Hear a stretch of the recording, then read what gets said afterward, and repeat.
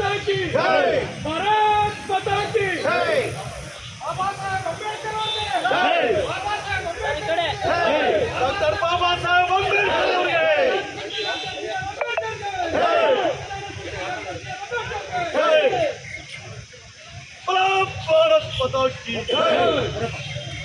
But ನನ್ನ ಪ್ರಕಾರ ನಮಗೆ ಗೊತ್ತು ಈ ಕಾನ್ಸ್ಟಿಟ್ಯೂನ್ಸಿ ಪರಿಸ್ಥಿತಿ ಯಾವ ಥರ ಇದೆ, ಯಾವ ಥರ ಇತ್ತು ನಮಗೆ ಗೊತ್ತು.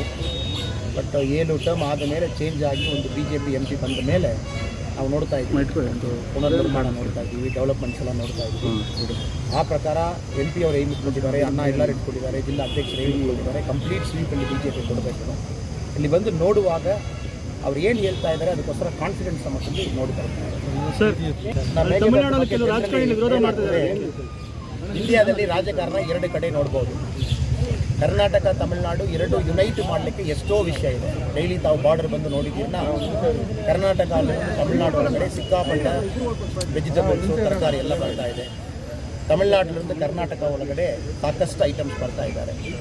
ಬೆಂಗಳೂರು ಸಾಫ್ಟ್ವೇರ್ ಕಂಪನಿಯಲ್ಲಿ ಕೆಲಸ ಮಾಡುವ ತುಂಬ ತಮಿಳು ಜನ ಇಲ್ಲಿ ಇದ್ದಾರೆ. ಅದು 2 ಕಡೆ ಇರುವ ಬಾಂಧವ್ಯ. ஆனால் ಇಲ್ಲಿ ಪೊಲಿಟಿಕಲ್ ಪಾರ್ಟೀಸು ಸ್ಪೆಷಲಿ ಕಾಂಗ್ರೆಸ್ ಏನು ಮಾಡ್ತಾ ಇದ್ದಾರೆ, ಡಿವೈಡ್ ಮಾಡುವ ಕೆಲಸ, ಮೋಸ್ಟ್ಲಿ ಕಾವೇರಿ ಇಶ್ಯೂ ತಗೊಂಡು ಡಿವೈಡ್ ಮಾಡುವ ಕೆಲಸ. ಮೇಘದಾತು ಪ್ರಕಾರ ನಮಗೆಲ್ಲ ಗೊತ್ತು, ಅದು ನಮ್ಮ ಮಿನಿಸ್ಟ್ರ್ ಕೈನಲ್ಲಿ ಇದೆ. ಆನರಬಲ್ ಕ್ಯಾಬಿನೆಟ್ ಮಿನಿಸ್ಟರ್ ಅವರು ಪಾರ್ಲಿಮೆಂಟ್ನಲ್ಲಿ ಹೇಳಿದ್ದಾರೆ, ಯಾರಿಗೂ ಏನು ತೊಂದರೆವಾಗಲ್ಲ. ಇದರ ಮುಂಚೆ ಏನೇನು ರೈಟ್ಸ್ ಇದೆ, ಸುಪ್ರೀಂ ಕೋರ್ಟ್ನಲ್ಲಿ ಏನೇನು ಹೇಳಿದ್ದಾರೆ ಆ ಪ್ರಕಾರ ನನ್ನ ಪ್ರಕಾರ ಇದು ವಿರೋಧ ಪರಾಣಿಗೆಲ್ಲೂ ಕೂಡ ನನ್ನ ಪ್ರಕಾರ ಎಷ್ಟೋ ಯುನೈಟ್ ಮಾಡಲಿಕ್ಕೆ ತುಂಬ ವಿಷಯ ಇರುವಾಗ ಇಲ್ಲಿ ಕಾಂಗ್ರೆಸ್ ಅವರಿಗೆ ಒಂದು ಮಾತ್ರ ಕೈನಲ್ಲಿ ತಗೊಂಡು ಡಿವೈಡ್ ಮಾಡುವ ಕೆಲಸ ಮಾತ್ರ ಮಾಡ್ತಾರೆ. ಆಲ್ರೆಡಿ ಹೇಳಿದ್ದೀವಿ ಅಲ್ಲ, ಇದರಲ್ಲಿ ಇದು ಪರ್ಸನಲ್ ಅಲ್ಲ, ಇದರಲ್ಲಿ ಯಾರ ಪರ ಯಾರು ಆಪೋಸಿಟ್ಟು ಅದರಲ್ಲಿ ಏನಿಲ್ಲ. ನಮ್ಮ ಪ್ರಕಾರ ಸುಪ್ರೀಂ ಕೋರ್ಟ್ ಡೆಸಿಷನ್ ಕೊಡ್ತಾ ಇದ್ದಾರೆ. ರೈಟ್ ನಾವು ಕರ್ನಾಟಕ ಮುಖ್ಯಮಂತ್ರಿ ಒಂದು ಹೇಳಿದ್ದಾರೆ, ತಮಿಳುನಾಡು ಮುಖ್ಯಮಂತ್ರಿ ಹೇಳಿದ್ದೀವಿ, ನಾವೆಲ್ಲ ಹೇಳಿದ್ದೀವಿ.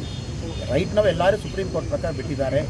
ಒಳ್ಳೆ ಒಂದು ಡೆಸಿಷನ್ ನಿರ್ಧಾರ ಸುಪ್ರೀಂ ಕೋರ್ಟ್ ಆಗುತ್ತೆ.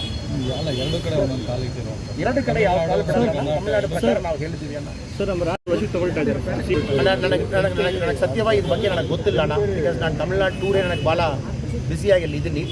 ಇವತ್ತು ಬಗ್ಗೆ ನಾನು ತಿಳ್ಕೊಂಡ್ಬಿಟ್ಟು ಮಾತಾಡ್ತೀನಿ. ಇಲ್ಲ, ಖಂಡಿತವಾಗಿ ನನಗೆ ಇದ್ರ ಬಗ್ಗೆ ಗೊತ್ತಿಲ್ಲ.